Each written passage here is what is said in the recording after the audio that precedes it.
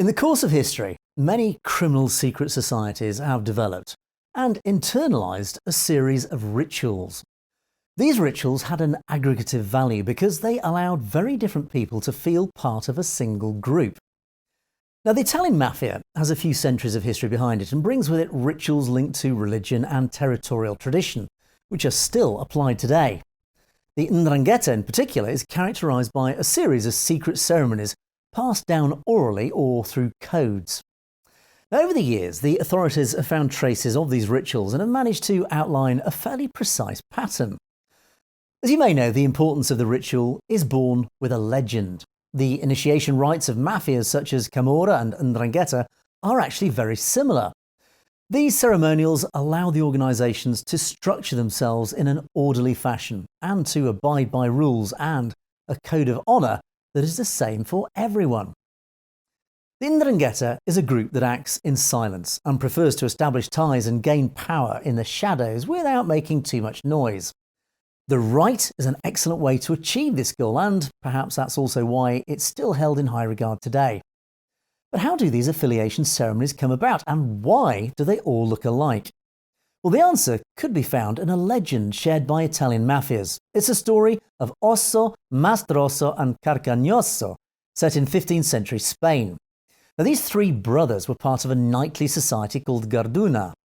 Honour was the founding principle of this association. Osso, Mastroso and Carcagnosso discovered one day that their sister's honour had been violated by an individual protected by the king. So the three took revenge on him by killing him, and for this they were arrested and sent to the fortress of Santa Caterina in the island of Favignana. Now, during their imprisonment, the brothers devised the rules for a new society based on honour. They thought about rites, codes, symbols and initiation ceremonies. And once out of jail, they laid the foundations of the mafia. Now, Osso remained in Sicily and gave life to Cosa Nostra. Carcagnosso continued to Campania to found the Camorra, and Mastroso remained in Calabria, where he developed the Ndrangheta. Well, this legend has contributed to the nobility of the origins of criminal organisations and to give justification to the rites of affiliation. So let's take a closer look at the affiliation and offices involved. So each new affiliate must undergo a ceremonial ritual to be officially welcomed into the criminal group. The Ndrangheta is structured in a very precise way, and within it, the mafiosi hold positions that are linked to their power, the period of presence in the cosca, and sometimes even familiarity with other members of the group. Affiliation to the Ndrangheta is called baptism. Usually a holy card is burned, and the new mafioso must pronounce a formula written in various symbols. At the end of the ritual, the new affiliate receives a dowry and an office.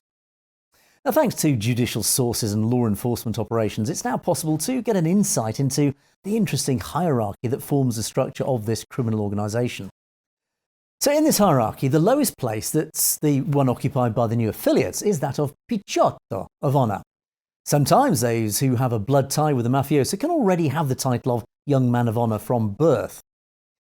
After a certain period of time spent within the group, the Picciotto can rise in level and become sgarista or camorrista.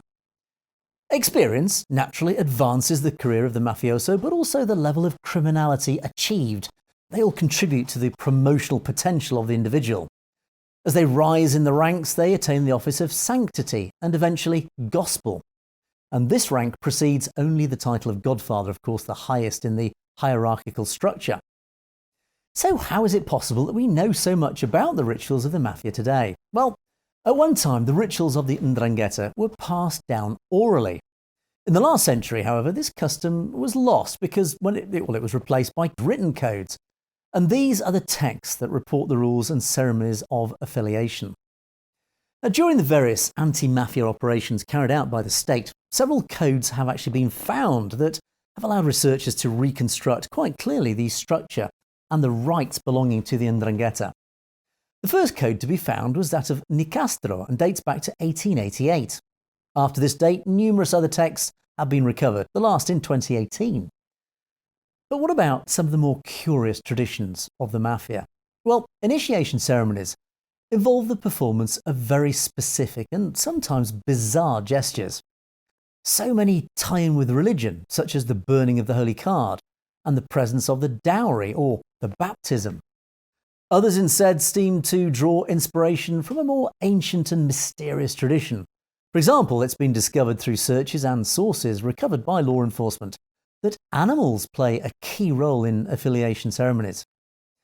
And weirdly, in particular, the dormouse, which is a rodent that was cooked and eaten as far back as ancient Roman times and is now part of the celebration dinners that follow the baptism of new affiliates.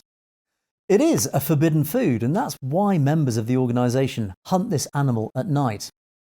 And according to a report by LAV, that's the Anti-Vivisection League, about 20,000 dormice are caught each year. So as we've seen, the rites of the Ndrangheta have ancient origins and are successfully used to cement the relationship between new affiliates and the other members of the criminal group. The ceremonial element gives the perception that an organisation is official and prestigious, which is why it's still held in high regard today.